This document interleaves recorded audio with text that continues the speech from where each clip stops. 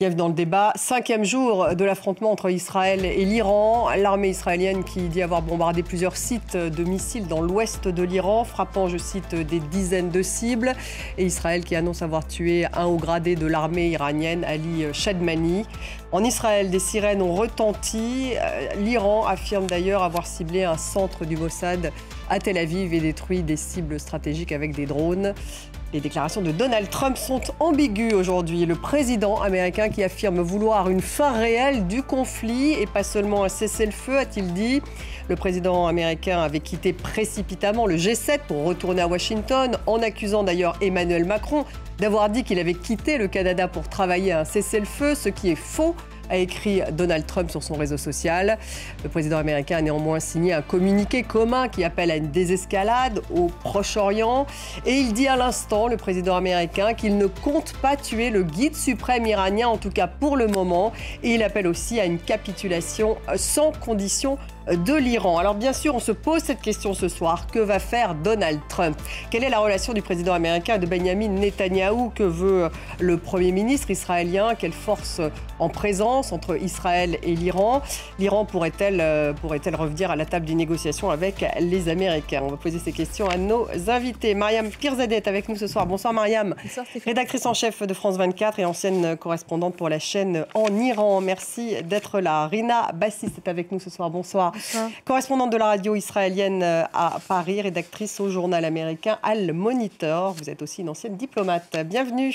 Asni Abidi est avec nous à Paris ce soir. Bonsoir. Bonsoir. Vous êtes directeur du Centre d'études et de recherche sur le monde arabe et méditerranéen. Et le général Dominique Trinquant est avec nous ce soir. Bonsoir, général. Vous êtes ancien chef de mission française auprès des Nations Unies. Bienvenue dans le débat. On va tout de suite écouter une déclaration de Donald Trump qui donc affirme vouloir une fin réelle du conflit et pas seulement un cessez-le-feu. On l'écoute.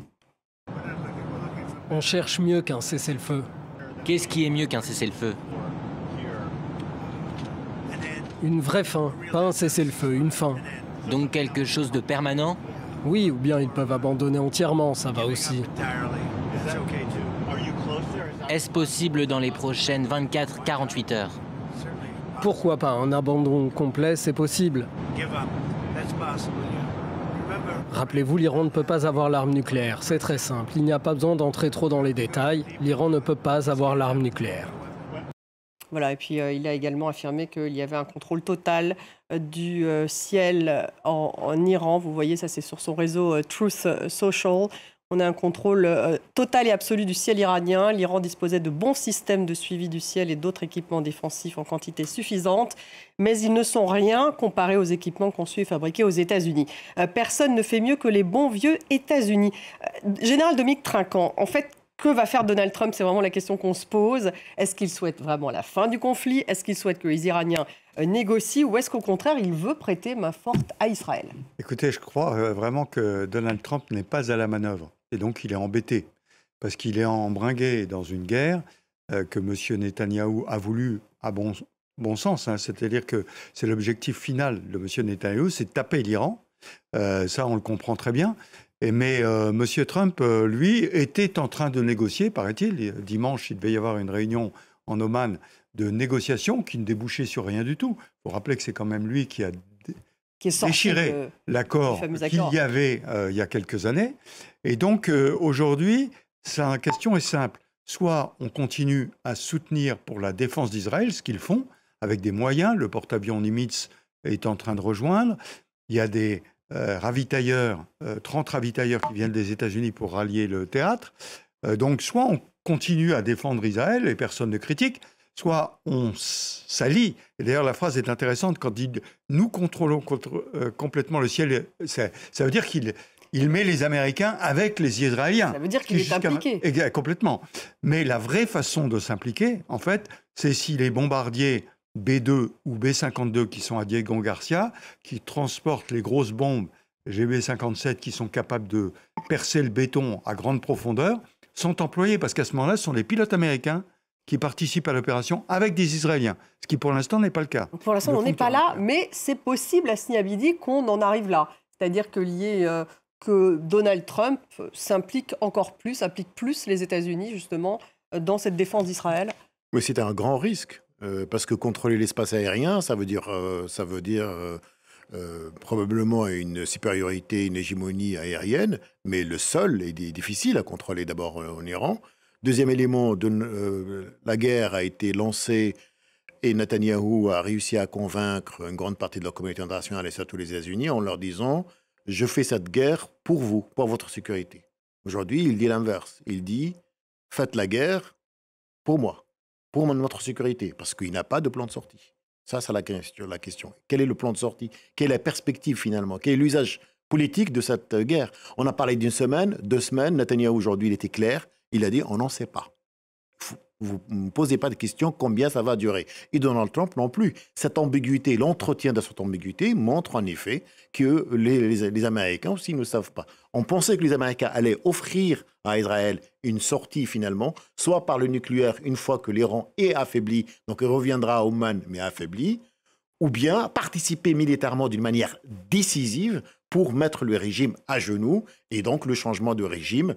Et ça, c'est une option très dangereuse qu'elle nous rappelle les présidents irakiens et d'autres présidents. Mais là, on est dans 2 options, Rina Bassis. Est-ce que finalement, Netanyahou veut pousser Trump à aller plus loin et à utiliser, par exemple, cette bombe, on va y revenir, pour vraiment détruire tout le système nucléaire iranien?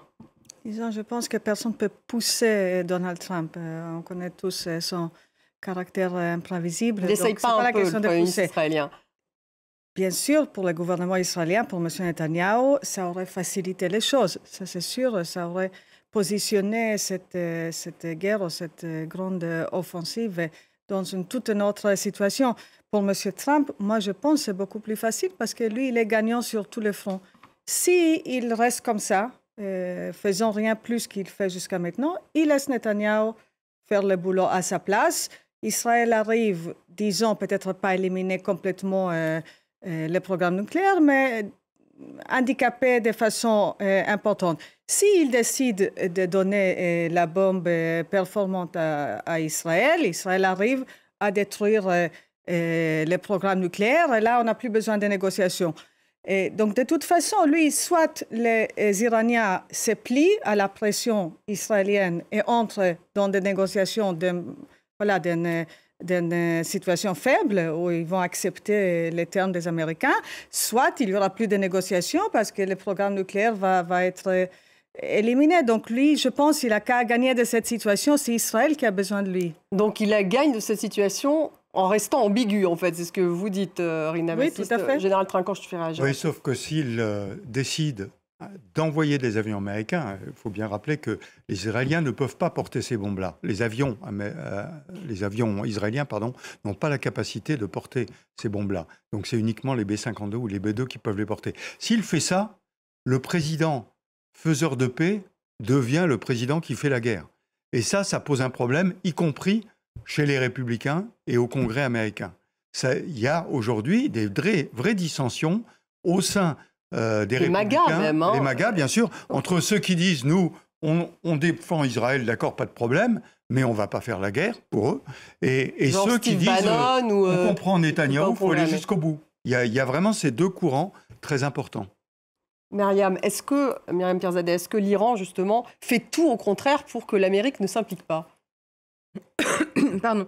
C'est compliqué à voir quelle est la stratégie là de la République islamique. Il y a une vraie panique, ça c'est évident. Internet a été coupé là il y a quelques heures en Iran. Il y a une vraie chape de plomb qui s'est refermée sur l'Iran avec des journalistes qui sont présents sur place qui n'ont pas le droit d'aller filmer les images de bâtiments qui ont été éventrés par les bombes israéliennes, ou encore les queues qui se forment aux stations-service de Téhéranais notamment, qui veulent fuir l'Iran. Donc il y a une crainte et une panique, bien sûr, au sein de ce régime. Mais là, il y a aussi la presse américaine s'est fait le relais de messages envoyés de manière détournée par des dignitaires iraniens, notamment plutôt issus de la diplomatie iranienne, pour tenter de faire obtenir un cessez-le-feu via Donald Trump, en disant, voilà, on peut revenir à la table de négociation, on pourrait renégocier, parce que les Iraniens le savent, la République islamique le sait, son stock de missiles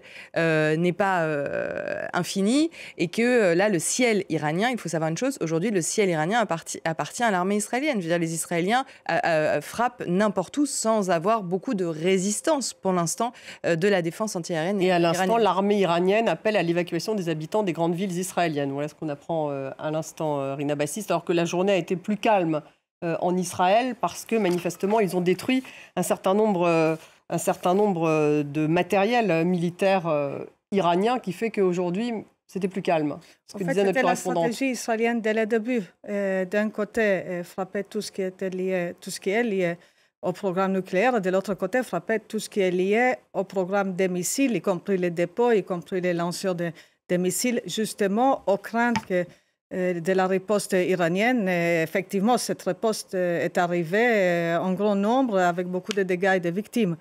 Et donc, plus les Israéliens tapent, bien sûr, sur le système de missiles, plus simple ça sera de continuer avec cette offensive militaire. Général, avant de reparler justement du nucléaire, quelles sont les capacités iraniennes militaires aujourd'hui? On parle de 2000 à 3000 missiles en stock. Ils ont encore, les Iraniens. 120 lanceurs ont été détruits par Israël. C'est Israël qui le dit. On en est où, en fait, dans le rapport de force entre les deux? Oui, alors dans le rapport de force, comme cela vient d'être dit, le ciel est devenu israélien. Enfin, il n'y a plus de défense antiaérienne. C'est pas seulement dû à ces frappes-là. Hein. Les frappes d'octobre, déjà, avaient détruit pas mal. Donc, la défense antiaérienne iranienne n'existe plus. La capacité de tir iranienne se réduit au fur et à mesure. Parce que lorsque les lanceurs sont cassés, et au passage, un bon nombre de ces lanceurs ont été détruits par des attaques du Mossad à l'intérieur de l'Iran. Donc, quand des lanceurs sont cassés, on a un peu de mal à lancer les missiles.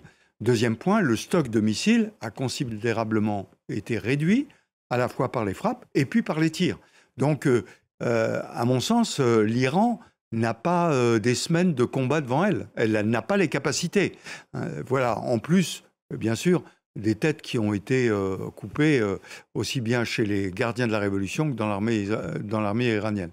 Les Israéliens ont engagé jusqu'à 200 avions sur les 250 avions qu'ils avaient. Donc c'est quand même une attaque majeure.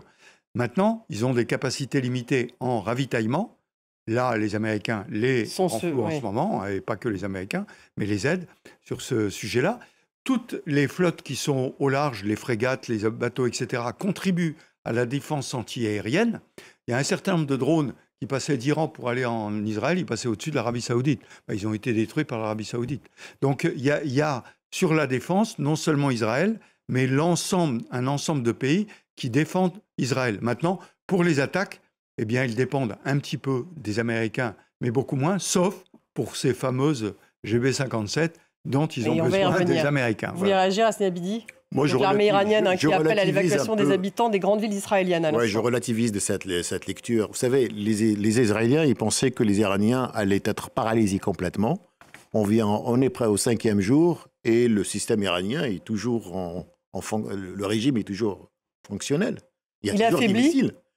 Certainement, il est affaibli, mais il est toujours là. Deuxième élément, et ce qui explique d'ailleurs l'ambiguïté entretenue par Donald Trump, parce que s'il entre en guerre d'une manière publique, parce que les Américains sont déjà dans la guerre, ça veut dire que les Iraniens, comme ils l'ont dit, ils vont aussi passer à un autre niveau, celui de frapper les intérêts américains. Et Donald Trump ne veut pas. Est-ce que Donald Trump va accepter, est-ce que les Saoudiens et les Émiratis, qui sont à quelques... ou bien sûr, Bouchard. Toucher le site de Bouchard, ça veut dire que l'eau le site de Bouchard, expliquez. Bouchard, c'est un site nucléaire qui est au sud et qui est très proche. C'est ce qu'on craint les pays du Golfe. Parce que l'eau dans les pays du Golfe, elle vient justement de cette zone. Et s'il y a par exemple des conséquences nucléaires, c'est fini, il n'y aura plus d'eau. Et là, il y a une panique qui s'empare plutôt des pays du Golfe. Et c'est pour ça qu'ils font tout leur possible pour convaincre Donald Trump de ne pas monter dans le niveau de l'escalade. D'abord, les bases américaines sont sur place. Non, les bases américaines, on va regarder une carte d'ailleurs, parce que vraiment informer 40 000 personnes, 40 000 soldats américains donc dans cette zone. Au Qatar, c'est la plus grande base américaine du Moyen-Orient. Il y a à peu près 10 000 soldats américains, mais vous avez le Koweït, la Syrie aussi, l'Irak, les Émirats bien sûr, la Syrie, la Turquie. Et le Bahreïn, donc. Et le Bahreïn, voilà. Et ces intérêts-là sont à portée de main des Iraniens. Et les Américains ne veulent surtout pas à ce que leurs intérêts, leurs bases, mais aussi les intérêts des pays du Golfe. Les détroits d'Ormuz, c'est une menace. Certes, l'Iran est affaibli, mais il a les moyens aussi de perturber la navigation internationale. Oui, Marianne, là, on peut se demander pourquoi ils n'ont pas décidé de fermer déjà le détroit d'Ormuz, les Iraniens. C'est un peu la dernière... C'est leur dernière carte. La dernière carte. C'est pas la dernière carte. Peut-être qu'ils ne l'utiliseraient pas parce que ça obligerait peut-être les États-Unis à intervenir de manière plus massive. Non, mais cette menace de fermer le détroit d'Ormuz, d'où transite 20% à peu près du pétrole mondial, elle est agitée depuis quasiment l'instauration de la République islamique en 1979-80. Donc c'est vraiment cette menace. Moi, je regardais un petit peu les médias iraniens d'État, comment ils relayaient, parce que les journalistes n'ont pas le droit de filmer les bombardements. Du coup, il y a beaucoup de vidéos, de montages, très va-t-en-guerre, de gardiens de la Révolution en uniforme qui disent « ça y est, vous allez voir, vous n'avez encore pas vu la partie émergée de l'iceberg ». Il y a quand même encore toujours cette même rhétorique. Il ne faut pas oublier que c'est cette même rhétorique de menaces, de paroles très belliqueuses, très bellicistes. Et finalement, on voit que sur le terrain et concrètement sur le front, qu'est-ce qui se passe ? Pas grand-chose. Donc, je veux dire, il faut faire attention quand on parle de la menace de bloquer le détroit d'Ormuz. Pour le moment, ça n'a pas eu lieu, ça n'a jamais eu lieu. Voilà, il faut rester assez prudent. Oui, si le régime est acculé dans une logique suicidaire, bien on l'a vu, il y a 8 ans de guerre entre les Iraniens et les Irakiens, on a vu les dégâts. Les Iraniens étaient capables du pire.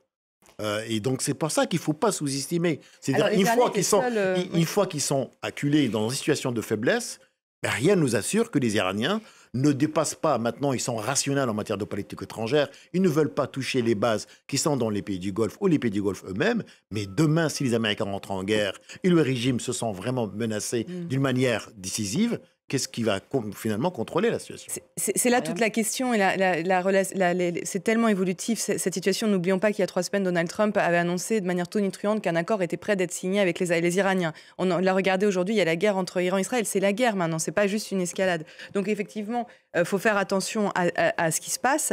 Mais attention également à cette, vous le dites très bien, un régime comme la République islamique qui se sent menacé est capable de tout. On l'a bien vu lors des manifestations. Mais avec quels moyens ? C'est-à-dire capable de tout. Mais alors, c'est jouer son va-tout, c'est jouer les capacités nucléaires, on en parle. C'est pour ça qu'Israël a argué qu'il fallait attaquer l'Iran parce que l'Iran était au seuil de la bombe nucléaire. Qu'est-ce qu'on sait effectivement des capacités nucléaires, des capacités de frappe?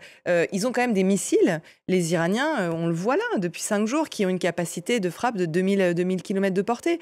Donc, soit ils jouent leur dernière carte, leur va-tout, et ils lancent tous leurs missiles au même moment sur Israël, saturant ainsi les protections aériennes comme le dôme de fer et provoquant un effet de chaos aussi en Israël. Soit, effectivement, là, il ne faut pas oublier, là, nous parlons aussi de la situation intérieure de l'Iran. On ne peut pas aller en Iran, là, le ciel est fermé, les journalistes n'ont pas de visa pour pouvoir y aller, les journalistes, c'est important. On n'a pas d'image d'Iran, on n'a pas d'image de ce qui est en train de se passer. Donc la répression, elle est en cours. Il y a une chasse à l'homme qui est en train d'avoir lieu contre les Iraniens, avec des personnes qui sont soupçonnées d'être des agents du Mossad. La suspicion, un régime qui est extrêmement paranoïaque, on le voit, on le sait, et qui menace n'importe quel Iranien aujourd'hui d'être un agent du Mossad, puisque le Mossad est extrêmement infiltré sur le territoire iranien. Oui. Alors, je crois qu'il ne faut vraiment pas grossir les capacités iraniennes. Il faut rappeler que les Iraniens, leur force étaient en fait les mandataires, les proxys, ce qu'on appelle les proxys. C'était ça la force de l'Iran. Donc c'est-à-dire le Hezbollah, le Hamas, voire les attentats chez nous. Il faut rappeler qu'on a eu des attentats chez nous qui étaient initiés par l'Iran. C'était ça leur force en fait. La capacité, depuis, ils ont développé une capacité de missile, on vient d'en parler. C'est pas extensible à l'infini. Je veux dire, évidemment qu'un dôme de fer ne peut pas tout arrêter. Quand on dit que le dôme de fer arrête 90%, bah ouais, il y a 10% qui passent. Et si vous avez dans les 10% des charges de 400 kilos, ça fait des dégâts.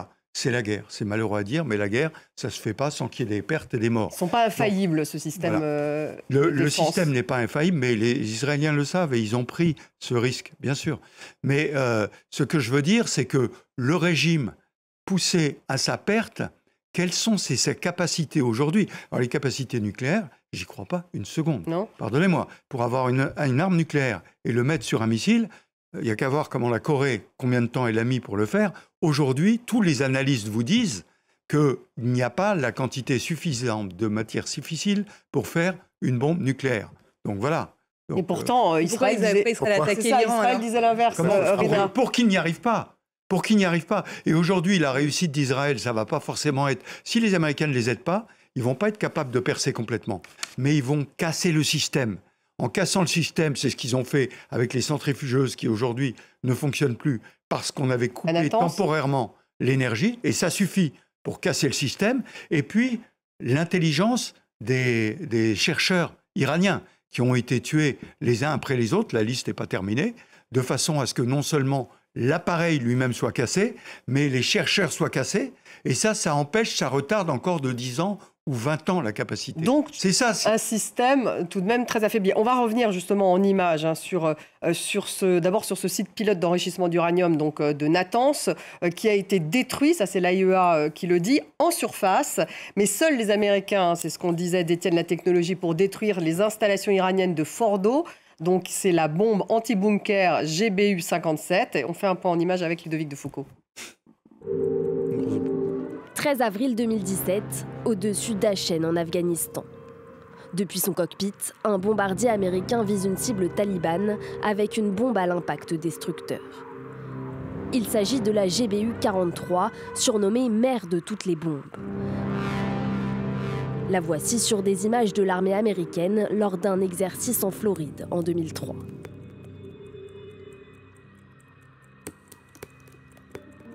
C'est ce type de munitions, mais dans une version plus puissante, dont Israël a besoin pour détruire l'usine iranienne d'enrichissement d'uranium de Fordo, où Téhéran affirmait en 2022 produire de l'uranium enrichi à 60%. Car le site est enfoui sous une montagne à 80 mètres de profondeur. Pour l'atteindre, la bombe GBU-43, 10 tonnes 9 mètres de long, n'est pas suffisante car elle détruit en surface. Seule la bombe GBU-57, 14 tonnes pour 6 mètres de long, pourrait en être capable. En théorie, elle peut percer une épaisseur d'au moins 60 mètres de granit et d'acier avant d'exploser sous terre et non au moment de l'impact. Une munition fabriquée par Boeing dans les années ayant suivi la guerre d'Irak en 2003 et que seuls les États-Unis possèdent. La GBU-57 n'a jamais été utilisée officiellement. Problème pour Israël, le projectile est si imposant qu'il ne peut pas être chargé sur ses propres avions de combat. Seuls les bombardiers américains B-2 peuvent à ce jour le transporter.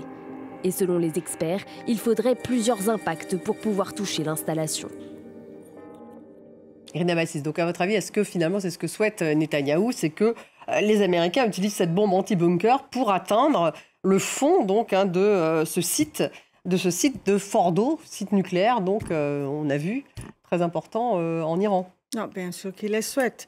Après, moi je parlais avec plusieurs responsables israéliens ces derniers jours et ils me disent tous la même chose. Ils me disent que avant qu'Israël a décidé de se lancer dans cette opération, il y avait bien sûr une estimation de ce qu'Israël peut faire tout seul.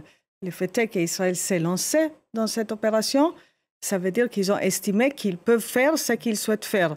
Maintenant, peut-être ils ne peuvent pas complètement détruire Fordo, mais les plans qui étaient élaborés par Israël, c'est un plan qui ne dépend pas des États-Unis. Ils sont sortis, ils se sont lancés dans cette opération sur une hypothèse qu'on ne peut pas compter sur les Américains. Si les Américains viennent, tant mieux, on va élargir, on va faire mieux.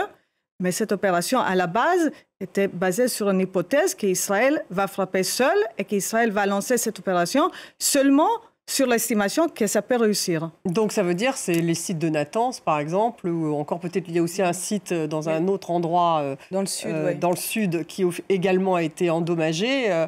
Mariam, ces sites-là sont endommagés, mais seulement endommagés. Et celui-ci, donc, celui de Fordo, lui, n'est pas touché du tout. Non, mais il faut savoir une chose, c'est que la République islamique sait très bien que son programme nucléaire est visé depuis très longtemps. Donc, ils l'ont enfoui sous terre, ils l'ont enfoui dans les montagnes. Vous savez, quand les Fordo, Israéliens... c'est sous une montagne, en fait. Oui, mais il y a quelque chose d'intéressant à dire. Les Israéliens, quand ils disent aux Iraniens éloignez-vous des sites militaires, les Iraniens ne savent pas où sont les sites militaires. C'est arrivé moi, je vais vous raconter une fois, moi j'ai été convoquée par un service pour un interrogatoire, c'était derrière chez moi. Je veux dire, c'est dans Téhéran, c'est partout. On ne sait pas où sont les sites, c'est complètement caché. Même les sites militaires, Natanz, quand vous êtes allé en Iran, vous avez fait la route Paris-Ispahan, vous êtes passé devant Natanz. Mais Natanz, voilà, il y a des canons qui sont vers le ciel. C'est un peu la vitrine que veut présenter la République islamique. Mais le vrai programme, il est sous terre. Il est à des centaines de mètres. Donc, je veux dire, effectivement, ça revient exactement à ce qu'on a disait au début, c'est qu'il faut ces fameuses bombes qui ont permis notamment d'atteindre Hassan Nasrallah, qui était très loin, qui était très, très bas dans le sol. Là, aujourd'hui, s'ils veulent mettre à mal le système nucléaire iranien, c'est dire éliminer tous les scientifiques iraniens qui ont le savoir-faire depuis des années. Ils ont commencé à le faire. Ils ont commencé à faire, mais les Israéliens l'ont déjà fait en 2020 en éliminant Mohsen Fakhrizadeh, qui avait créé 2 programmes très importants. Ils l'ont éliminé à Téhéran. Le Mossad l'a éliminé sur le sol iranien. Donc ça montre à quel point ils sont au courant de ce programme. Ils ont mis aussi un virus informatique, le fameux Stuxnet, qui avait à l'époque fait gagner 2-3 ans. Donc, je veux dire, il y a plein de capacités. Il y a des cyberattaques aussi qui peuvent mettre à mal Fordo. Aujourd'hui, il y a des banques en Iran qui ont eu des cyberattaques qui ne marchent plus. S'ils veulent vraiment mettre, les Israéliens veulent mettre l'Iran, excusez-moi l'expression, mais par terre, ils peuvent cibler également avec ce qu'ils savent faire et ce qu'ils font depuis des années en Iran avec des cyberattaques également. Mais est-ce qu'ils vont entraîner les États-Unis ou pas ? Est-ce que les Américains vont décider d'utiliser cette bombe générale ? Non, mais je crois que ce qui vient d'être dit sur la planification israélienne, vous ne pouvez pas faire une planification en disant « et si les Américains venaient ?» Ce n'est pas possible.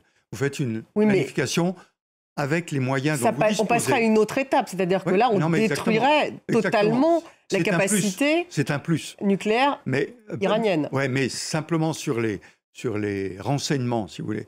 Moi, je veux bien, la population iranienne ne sait pas où sont les trucs, mais je peux vous dire que le Mossad, qui travaille, qui est très infiltré, il connaît beaucoup de choses.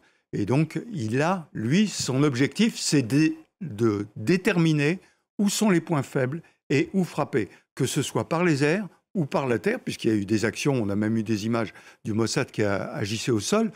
Mais aujourd'hui, le plan, je le répète, c'est on casse le système, M. Netanyahou. Mais est-ce qu'il est déjà cassé, là, le système ou pas, général, ce système nucléaire? Il est juste affaibli. L'AIEA parle effectivement du fait qu'il a été affaibli en surface, détruit en surface. Mais ça veut dire quoi d'être détruit en surface? Mais M. Netanyahou a déjà dit que cette guerre serait longue. Nous, on a tendance sur les plateaux télévisés à s'imaginer qu'on règle le problème en 4 jours et que tout ça, c'est réglé.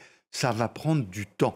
Ça va prendre du temps parce qu'il va falloir évaluer. Quand vous avez 200 avions qui attaquent, vous pouvez taper sur 150 cibles. Si vous avez besoin de taper sur 300 cibles, ça va faire le double de temps. Donc ça prend du temps. Donc voilà, mais je crois que le plan israélien, il va plus loin. Monsieur Netanyahou a dit que ce qu'il voulait, c'était un changement des régimes en Iran. Et là, on arrive à un autre sujet, que les armes ne seront pas réglées. Les armes ne règlent qu'une partie du problème. Le problème, il est humain après. Oui, Hasni Abidi, sur le changement de régime, justement. Alors, Donald Trump a finalement dit, en fin de journée, heure française, que finalement, ce n'était pas le moment de tuer Ali Khamenei.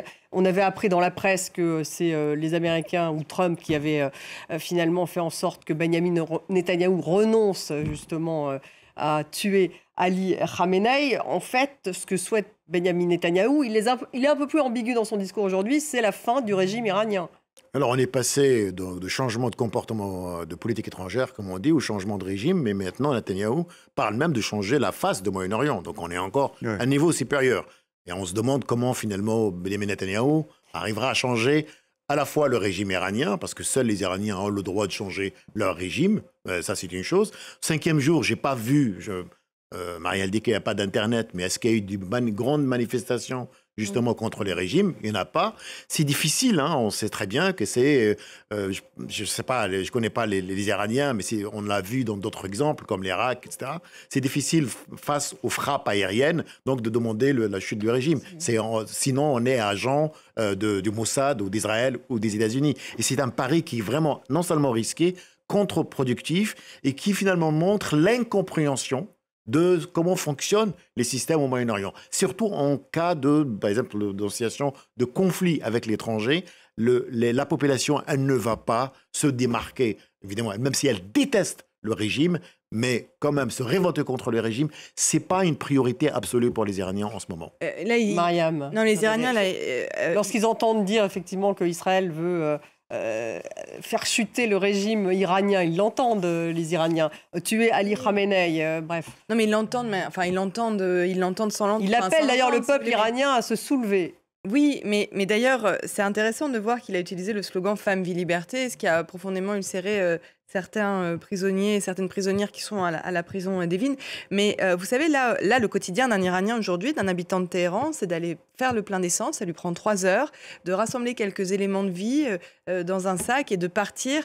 On ne sait pas où. Tout à l'heure, une Iranienne me disait « Écoutez, je ne sais pas où est-ce que je vais aller. » Il y en a beaucoup qui quittent Téhéran, manifestement, on a vu les images. Énormément. Il y a des personnes qui sont restées 12 heures dans leur voiture hier juste pour quitter Téhéran. Là, et donc 12 heures complètement à nu avec les frappes israéliennes. Donc là, la priorité, effectivement, des Iraniens qui sont profondément choqués par ce qui leur arrive depuis vendredi, c'est de trouver un abri et de rester vivant. Moi, on me dit ça, je veux rester vivant. Donc là, ils ne sont pas dans ce temps, c'est prématuré ou c'est pas le bon timing pour l'instant de se dire je vais aller manifester contre le régime, je vais renverser le régime. Mais par contre, effectivement, il y a une volonté que j'entends vraiment commune de qu'il n'y ait pas d'ingérence, que c'est à eux de faire ce changement de régime qu'ils souhaitent pour une grande majorité. Ça, c'est important de le souligner. Mais ils ne comprennent pas qu'ils sont bombardés aujourd'hui par Israël. Vraiment. Rina Bassi, c'est en fait pour Netanyahou, d'abord, effectivement, éradiquer l'aspect nucléaire de l'Iran ou changer le régime en Iran? Non, je crois que déjà, détruire les programmes nucléaires, c'est tellement ambitieux, tellement énorme pour Israël. Il aura sa place dans l'histoire d'Israël s'il arrive à le faire. Je ne crois pas du tout que les plans actifs, opératifs, et de changer les régimes, tout simplement parce que même en Israël, on sait que ce n'est pas faisable avec cette opération militaire. Affaiblir le régime, certes, on va tous se réjouir, je pense. Ça va aussi amener le régime, s'il y a effectivement des négociations avec les Américains, si ça reprenne, ils sont dans une position beaucoup plus faible. Mais je crois qu'en Israël, il n'y a pas d'illusion comme si cette opération militaire va faire tomber le régime. Il y a la question, bien sûr, que tout le monde pose sur Khamenei. Là aussi, je pense que ce n'est pas planifié pour l'instant. Ça ne veut dire pas que ça va jamais se faire s'il y aura une occasion au nord, soi-disant, que si l'occasion s'est présentée. Mais moi, je pense que c'est une carte tellement forte, ils vont la garder jusqu'au dernier moment, là où ça va faire le plus de bénéfices. D'accord, le Conseil de sécurité nationale je pense, si vous voulez, on est devant une ambiguïté importante. Hein. Que le régime soit affaibli par toutes les frappes qui se passent en même temps. D'abord, M. Netanyahou l'a lui-même dit qu'il voulait le changement de régime. Hein. Donc, ça fait partie de ses objectifs. Il a dit aux Iraniens qu'il les a souhaités qu'ils seront libres. Il ne va pas dire « moi, je vais faire tomber le régime ». Il l'a quasiment dit. Hein. Il les a appelés à faire un changement de régime. Mais ça, effectivement, ça ne peut arriver que si la population iranienne le veut. Alors, si la population iranienne déteste ce régime, mais finalement préfère avoir le régime plutôt que de se lancer dans l'inconnu, après tout, c'est son choix. Mais voilà. Elle ne peut pas se révoquer sur les bombes. Trump réunit demain le Conseil de sécurité nationale. Hein, donc ça, c'est une information de la Maison-Blanche. Donc Emmanuel Macron avait raison. Il est rendu donc c'est mardi, donc avec le décalage horaire, hein, ça sera... C'est un élément intéressant parce qu'il faut lire, il faut voir quand même l'équipe de Donald Trump. Donald Trump désigne Steve Witkoff, un promoteur immobilier, sur 3 dossiers, sur l'Ukraine, sur Gaza et sur l'Iran. Et vous regardez, il est censé voir d'ailleurs Witkoff et vendre. Il y a des diplomates américains qui disent on est sur la touche. C'est-à-dire les meilleurs connaisseurs de l'Iran, du Moyen-Orient, ils sont sur la touche. Et ça montre exactement finalement qu'il n'y a aucune perspective. Il n'y a pas de lisibilité chez Donald Trump et ses proches conseillers. Quand même, son ministre de la Défense est un ancien speaker sur Fox News, donc il ne faut pas s'attendre à ce qu'il connaisse vraiment les subtilités de l'Iran et de la région. Et ça, c'est un grand problème. Et on a violé. Les déclarations de Donald Trump démontrent en effet qu'il y a un flottement. Pour la première fois, je pense que les États-Unis sont dans une situation vraiment de difficulté. Et pour Israël, si Benjamin Netanyahu n'arrive pas, c'est une grande épreuve pour lui. Les Israéliens se sentent en danger aujourd'hui. S'il n'arrive pas vraiment à réaliser les objectifs qui sont le démantèlement définitif de programme nucléaire, il arrivera à le retarder, mais définitivement, j'y crois pas. Et si le président américain n'arrive pas à capitaliser sur ça pour revenir aux négociations iraniennes, je pense que ça va être une grande épreuve pour les deux hommes politiques. Pour Donald Trump et pour Netanyahou, l'homme qui est venu, Trump, comme faiseur de paix, il faut le rappeler. Comment ils vont le payer, les pays du Golfe, si aujourd'hui il n'y a plus de pétrole, ils ne peuvent plus vendre parce qu'il a ramassé pas mal d'argent. Mais justement, il a une approche de négociation au départ, oui, absolument, une approche business. Donc... La diplomatie transactionnelle, la force pour ramener la paix. Mais le problème, c'est qu'on ne connaît pas les contours de la paix, résultat de l'usage de la force. Général Trinquant, là, enfin, à l'instant, on apprend qu'il y a donc des bruits de fortes explosions, je l'ai en anglais, la dépêche, de fortes explosions donc, à Téhéran, qui sont entendus en ce moment même par des journalistes à Téhéran. Donc, vous avez la même information, Mariam, par des personnes sur place. Ce que je voulais simplement ajouter, tout à fait en ligne de ce qui a été dit, c'est que M. Trump n'a jamais réussi une négociation. Pas une pendant son premier mandat, les 4 ans, Afghanistan, Iran... Ça, c'est un peu inquiétant. Quand même, bien sûr. Sauf les accords d'Abraham. Oui, mais alors permettez-moi de rappeler, tout le monde me dit ça, les accords d'Abraham, c'est pas le président Trump qui était à la manœuvre, c'était son gendre. Qui l'a sorti au dernier moment et qui a oublié quand même un élément majeur dans les accords d'Abraham, c'est de parler de la Palestine. Ce qui a amené... Il a oublié, je crois que c'était fait exprès. Non, mais il a fait exprès, bien sûr, mais du coup, c'est un échec. Et ça a amené à ce qui se passe en ce moment. Donc, il n'a jamais réussi. Et aujourd'hui, il ne réussit pas. Il voulait régler le problème de l'Ukraine en 100 jours. Il n'y a rien. Là, il voulait revenir à une négociation, alors que c'est lui qui avait déchiré l'accord qu'il y avait eu avec l'Iran. Donc, c'est assez étonnant qu'il veuille revenir à un accord. Il est dans un échec, donc il rate à chaque fois. Et vous avez parfaitement... Wilkoff, c'est son copain de golf. Hein. C'est pas un négociateur capable de traiter 3 dossiers à la fois. Mais c'est vrai que sous l'administration Biden et même Obama, il y avait des vrais connaisseurs du dossier iranien. Ils connaissaient vraiment l'Iran. Et je me rappelle, même, ils parlaient persan. Je veux dire, ils connaissaient... Ils négociaient d'ailleurs avec les Iraniens. Ils avaient négocié. Rappelons-nous de cet accord effectivement de John Kerry aux côtés de Mohammad Javad Zarif. Enfin, c'était pas du tout la même équipe. On n'a pas de conseiller à la sécurité nationale, il faut rappeler. C'est comme le ministre des Affaires étrangères, c'est le secrétaire d'État qui fait le rôle d'intérim. Donc ça veut dire que la diplomatie, elle ne va pas avoir voix au chapitre pour l'instant, Henri Nabassiste ? Je pense que si, parce que je crois que Donald Trump, il laisse pour l'instant la porte ouverte aux négociations. Il a dit ça même. Mais sans horizon. À sa façon. À sa façon, il a dit ça. Donc après, il faut voir comment les Iraniens arrivent à la table. Parce que pour l'instant, qu'est-ce qu'ils disent, les Iraniens ? Ils disent, oui, on est d'accord, mais seulement si Israël arrête de bombarder. C'est ce que les Iraniens disent. Donc pour l'instant, ils ne sont pas encore dans cette position de faiblesse pour dire, OK, on est d'accord. Monsieur Trump, il veut, je crois, renouveler les négociations, mais sans justement donner ce que les Iraniens demandent, un arrêt complet de l'attaque israélienne. Général Trinquant, il y a place pour la diplomatie, là encore Moi, en ce moment, je ne le pense pas. D'abord, M. Netanyahou n'a pas atteint ses objectifs stratégiques, donc il va continuer sur ses objectifs stratégiques. Quels sont-ils, en fait, ces objectifs stratégiques? C'est neutraliser le dispositif nucléaire iranien. Donc on n'y est pas. Et pousser à un changement de régime. Je ne dis pas qu'il va y arriver, mais pousser à un changement de régime, puisque la clé du nucléaire, c'est aussi le régime des mollahs. Ça, c'est le président Trump, je le répète, il est là-dedans, il est embarqué. Lui, il pensait faire une négociation qui, pour l'instant, en l'état des négociations, jusqu'à dimanche dernier, ne débouchait sur strictement rien. À chaque fois, les Iraniens répétaient que, de toute façon, ils allaient continuer l'enrichissement. Donc, Asni Abidi. L'Europe est marginalisée, mais elle reste sage. Elle a sa place, l'Europe, justement. Non, elle n'a plus sa place, parce qu'elle n'a pas voulu prendre sa place. On est toujours victime de ce récit. Il y a une déclaration d'Emmanuel Macron qui, lui, dit le renversement des mollahs serait une erreur stratégique. Voilà ce qu'a dit le président français. La déclaration de Jean-Noël Barrot est intéressante. Et il dit, j'appelle, nous les trois, Allemands et Britanniques et Français, nous appelons à une reprise de négociations diplomatiques.